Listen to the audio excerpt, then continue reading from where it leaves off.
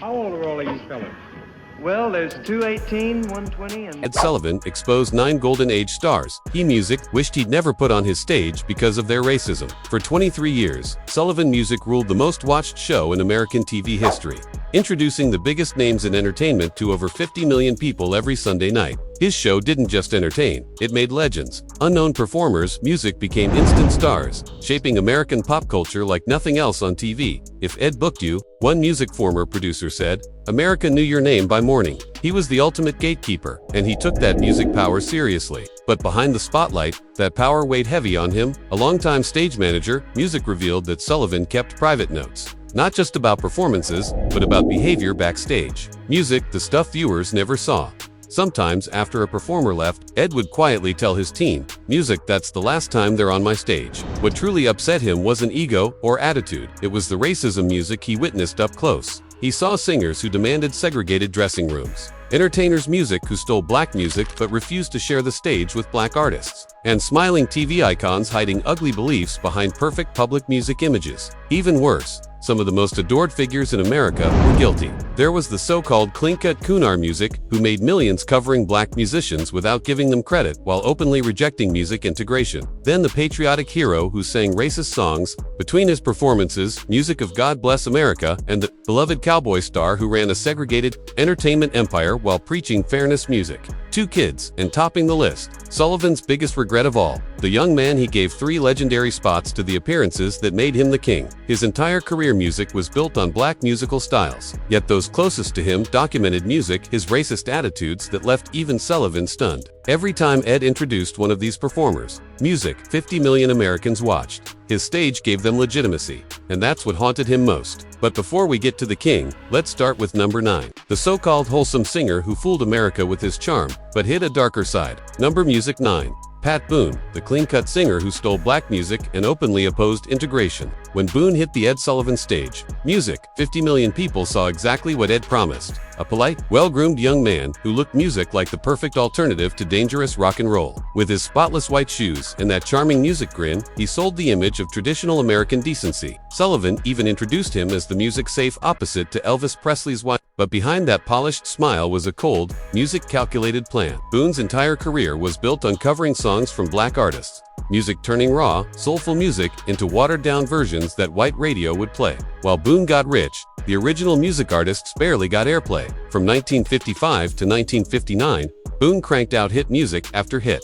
Ain't That a Shame by Fats Domino, Tutti Frutti, and Long Tall Sally by Little Richard, all originally created by black musicians. His label had it all mapped out. Music they'd track what black artists were recording. Rush Boone into the studio and use their radio ties to flood white music audiences with his sanitized versions. Little Richard never forgot it. He once wrote that watching Boone's version of Tutti Frutti climbed the charts while his original got buried was heartbreaking. Pat made my songs music into nursery rhymes. Richard said, he took everything that made them alive and turned them into something safe for white people. But what made Boone's music actions even worse was his open stance against integration. In the late 1950s, Boone publicly supported segregationist music views, while his career thrived off the culture he stole. One 1958 Music Sullivan Show incident exposed it all.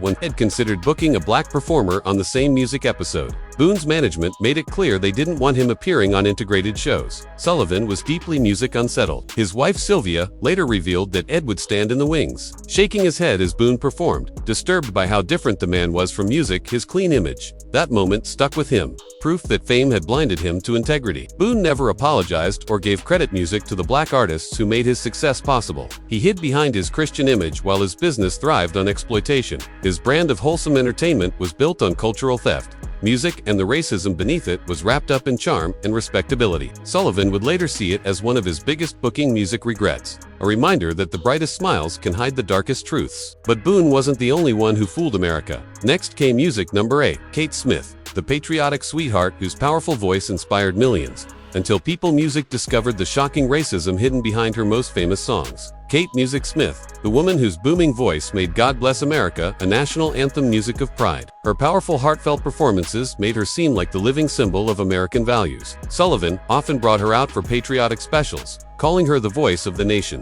But decades later, hidden recordings revealed a shocking truth. The same voice that stirred patriotic hearts also sang songs drenched in music, racism. In 1931, Smith recorded That's Why We're Born, a song that romanticized slavery music and justified racial oppression. Music archives even show she performed similar songs throughout the 1930s. Music lyrics that made light of deep pain. Historians found evidence that Smith appeared in blackface on early radio shows, and music kept doing it well into the late 30s. It was all documented in broadcast archives and newspaper reviews that painted a disturbing picture. What horrified Sullivan most wasn't just her past, it was her attitude decades later. Even as the country music began to change, Smith refused to perform for integrated audiences. A 1956 music report from civil rights groups documented her canceling an entire concert, rather music than singing, for a mixed crowd. And when she came on The Sullivan Show, her team made strict demands. No integrated seating, no black musicians, music, no black backup singers, nothing that would break her traditions. In one 1960 music incident, stage managers recalled Smith, objecting to black stagehands even being visible during her performance. By then, Sullivan was featuring more black artists on his show and trying to reflect the changing world. Music, but Smith's rules clashed hard with that. According to his producers, Ed reluctantly gave in to her conditions just to avoid live confrontation.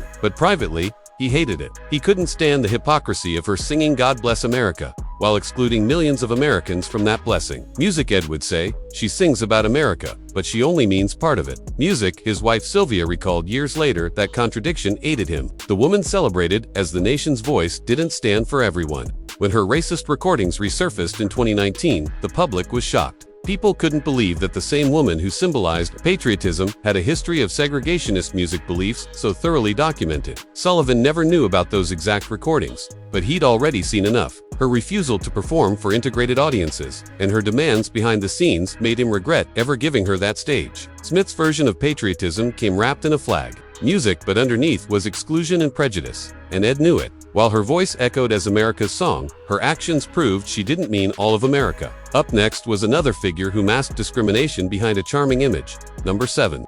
Music, Perry Como. The man known as Mr. Nice Guy seemed harmless and calm, the definition of smooth and easygoing entertainment. His music voice soothed millions, and Sullivan called him television's perfect gentleman. But that calm exterior hid a quiet form of exclusion that lasted for years. KO's TV show ran from 1948 to 1963, music right through the civil rights era, and according to network diversity records, it featured almost no black performers at all. No guest stars, no backup singers, not even musicians in his orchestra. According to internal NBC files, Perry Como had full approval power over every song arrangement and guest appearance on his show. Multiple memos from the 1950s music showed proposals for black musical guests, each one marked with Como's quiet rejection. A 1957 note from his own music director exposed his mindset completely. When the director suggested using integrated backup singers for a Christmas special, Como reportedly said his audience music expected a certain kind of show and that having integrated performers would make viewers uncomfortable. Behind the music's smooth crooner image was a man guarding an all-white stage. Promoters who booked him confirmed that his contracts required all-white orchestras and backup music singers. One 1962 touring agreement even spelled it out.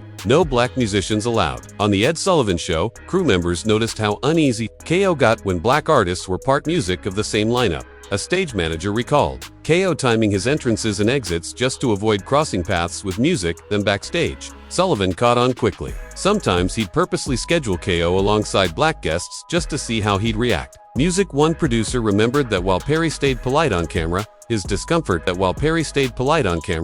discomfort behind the music curtain was impossible to miss. What made it worse was that Ko's sound, his smooth tone and rhythm, was rooted in black jazz and blues traditions. Music, yet he never once gave public credit or spoke out for the artists who inspired him. As the 1960s went on, Sullivan began booking him less and less. Perry still had a loyal audience, but Ed couldn't ignore the music contradiction anymore. He kept quiet publicly. Sullivan was too professional to air personal conflicts. But those close to him knew his respect for Como had faded. While Perry Ko's racism was subtle and systematic, the next performer's was loud, visible, music, and institutionalized. Number 6. Lawrence Welk. Music, the smiling band leader who built his empire on exclusion. When Lawrence Welk graced the Sullivan stage, America saw the cheerful host behind the champagne music sound. His thick accent and gentle manner made him seem harmless, the definition of old-fashioned wholesomeness. Sullivan Music introduced him as the man whose music brings everyone together. But behind music, that bubbly image was a rigid rule that lasted 3 full decades. No black music musicians allowed ever. From 1951 all the way to 1982, 31 music years of weekly net television. Welk's orchestra never once hired a black performer. Music not one. Former musicians and auditioning artists confirmed it over and over. A black trumpet player who tried out in 1965 remembered being told directly, "Mr. Welk prefers to keep music the orchestra traditional." He knew exactly what that meant. Whites only. The exclusion wasn't just music passive, it was deliberate policy, and what made it so disturbing was how long it lasted. Even music through the height of the civil rights era. While the rest of America was marching toward progress, Welk's band stayed frozen in a fantasy world where only one color of musician existed. To millions watching at home, his show music looked innocent and familiar, but behind the bright smiles and polite polkas was an unspoken rule that defined his entire career.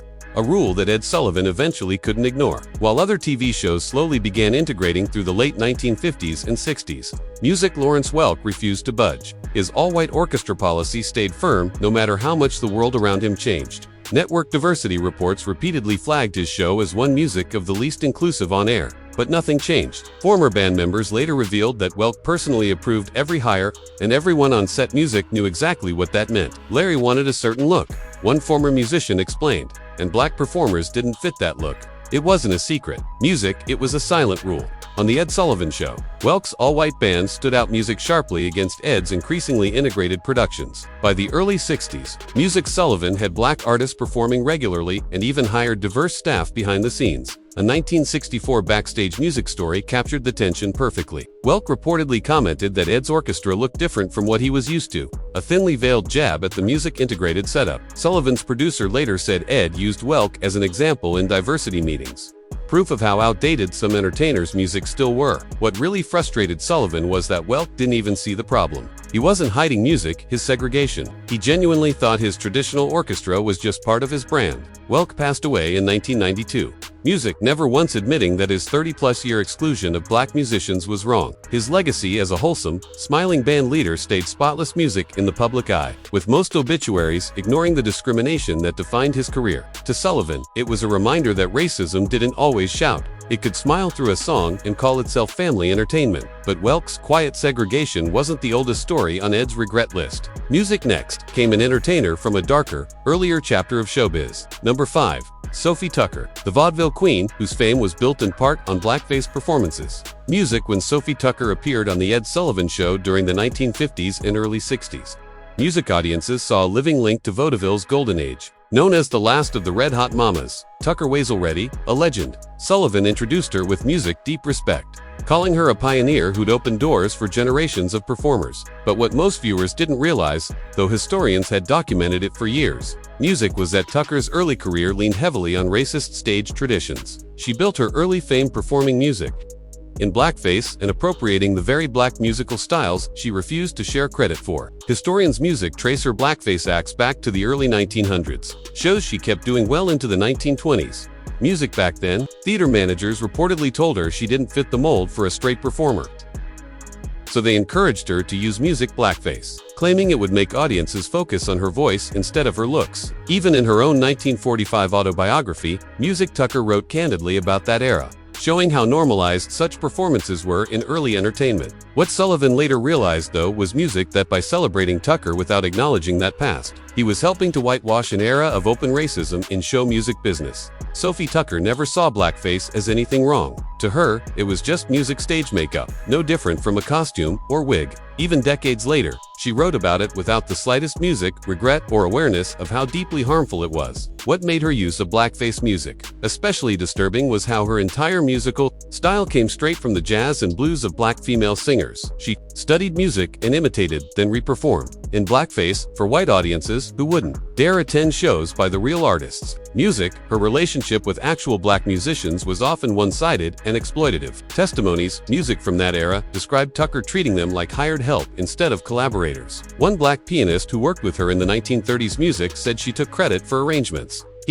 she used their talent to build her brand, then shut them out of the spotlight. By the time Tucker appeared on The Ed Sullivan Show, she'd long stopped performing in blackface. but her attitude hadn't changed much. A 1959 stage report told of a chilling comment she made backstage about a young black singer waiting to perform. Tucker allegedly said that in her day, that singer wouldn't have been allowed back here music, and maybe that was better because everyone knew their place. That line stunned Sullivan's team. By the late 50s, Ed was working hard to integrate his show and open doors for black artists. Hearing Tucker dismiss that music progress made him rethink his nostalgia for the old vaudeville days. According to Music, his producers, that was the moment his admiration turned to disappointment. Her final appearance came in 1963. Music 2 years before her death. Sullivan stayed professional, as always.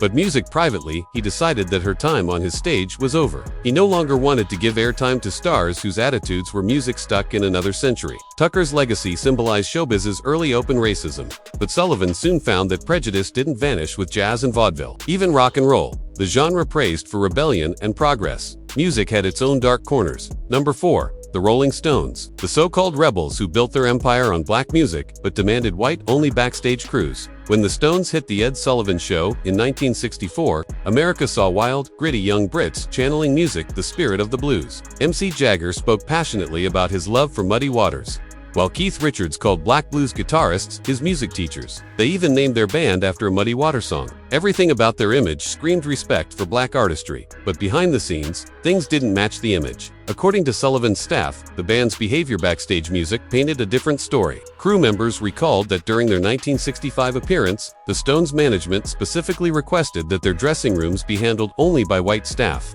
The request caused Music immediate tension, especially since Sullivan's backstage team had become one of the most integrated in television. Staff remembered the awkwardness as the so-called blues-loving music band quietly enforced their own form of segregation, proving that admiration for black music didn't always come with respect for black people. What made the Rolling Stones' behavior music especially disturbing was the contrast between what they said and what they did in public. They spoke passionately about their love for black musicians, but music backstage, they created segregated spaces that kept black workers out. In a 1965 Melody Maker interview, Mick Jagger even made crude remarks about black neighborhoods using music ugly stereotypes that shocked readers. When black British musicians called him out, Jagger brushed it off as just observations instead of owning up or Music apologizing. Keith Richards wasn't innocent either. His so-called compliments about black musicians having natural rhythm and instinctive music feel came off as patronizing, reducing genius to biology instead music of giving credit for artistry and skill. What truly disturbed Ed Sullivan was realizing how much the Stones profited from the very culture they claimed to honor. Their fame and music fortune came from covering black blues songs while the originators like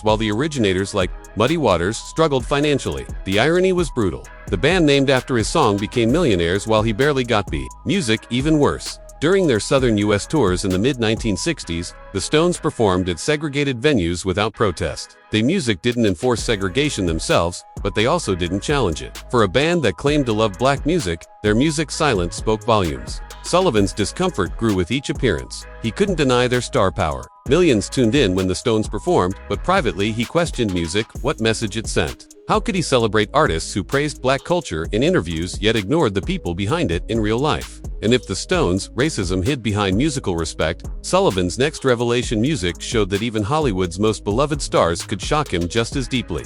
Music 3.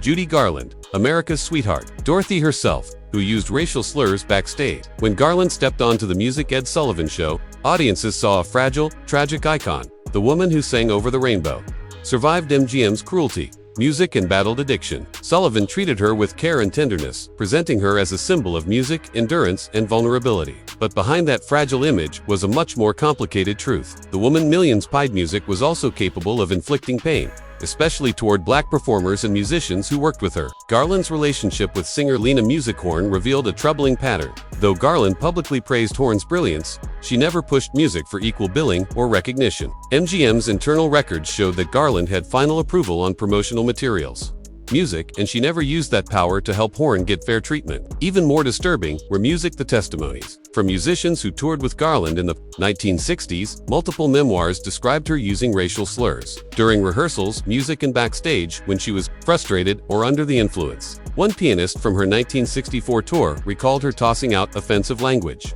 casually during soundchecks music as if it was nothing. To the public, Judy Garland was the face of innocence, a music victim of Hollywood's system. But to those who worked beside her, she could be cruel in ways that betrayed that image. Sullivan, who had adored her as a performer, was crushed when he learned about the things she said behind the curtain. Judy Garland's backstage language created serious tension within her integrated touring crew. Some recalled that she either didn't realize how offensive her words were, or worse, she simply didn't care. Knowing those she insulted had no real power to speak up. Even her short-lived Judy Garland show, 1963-264, reflected that blind spot. While other variety programs were starting to integrate, Garland's show included very few black performers. When they did appear, they were rarely featured in sketches or recurring segments. Just brief musical cameos, music that kept them on the sidelines. Then came a shocking 1967 nightclub incident in New York, witnessed by staff and patrons music alike. Garland allegedly made insulting remarks about black audience members she thought were being disruptive. Remarks that stunned everyone within earshot. Music, what made it so painful was the betrayal. Garland had become a symbol of survival, strength, music, and compassion. A figure adored by countless marginalized communities. But her behavior showed that personal pain doesn't automatic caltrance into empathy for others. She embodied resilience on stage while ignoring her own prejudice music off it. Sullivan was heartbroken when reports about Garland's racist comments reached him. At first, he refused to believe them. He'd always viewed her as fragile, misunderstood, and deserving of protection. But when multiple staff members told the same story, he couldn't deny it anymore. Music, he realized that the star he tried to shield from Hollywood's cruelty was also capable of causing harm herself. When Garland died in 1969, music, her legacy, remained untouchable. Obituaries mourned her tragedy and celebrated her brilliance, barely mentioning the troubling accounts of racism left behind. For Sullivan, it was another reminder that even the most beloved icons could music carry shadows the public never saw. But the next name on his private list took hypocrisy to a whole new level. Number 2, Gene Autry, the singing cowboy who built a multi-million-dollar empire on segregation while preaching music fairness to children. When Gene Autry appeared on The Ed Sullivan Show, America saw a clean-cut cowboy hero, a man who sang about honesty, kindness, and helping others. Music Sullivan introduced him as a true American symbol. But behind the charm and cowboy code, Autry ran an entertainment empire that quietly music enforced racial exclusion at every level. Autry wasn't just a performer. Music, he was a mogul from the 1940s. Through the 1970s, he owned multiple radio stations, a music production company, and rodeo events across the country.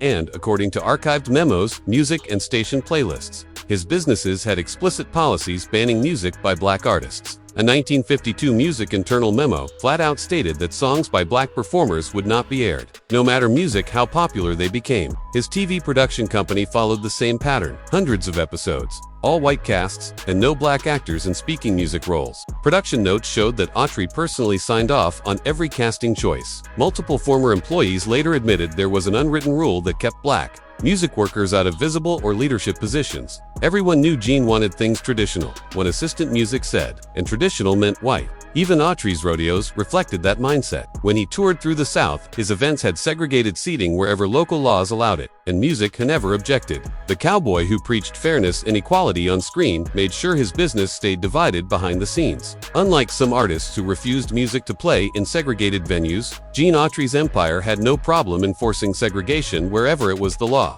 His business managers went along with local restrictions without a fight, keeping things music separate in every city he toured. A 1956 report revealed that Autry even refused music to condemn segregation in neighborhoods where he owned property. When asked to back integrated housing, he declined, claiming music was just protecting property values. A phrase civil rights activists immediately recognized music as coded racism. And when Autry bought the California Angels baseball team in 1961, his pattern continued. Under his ownership, the Angels quickly became one music of the least diverse teams in Major League Baseball.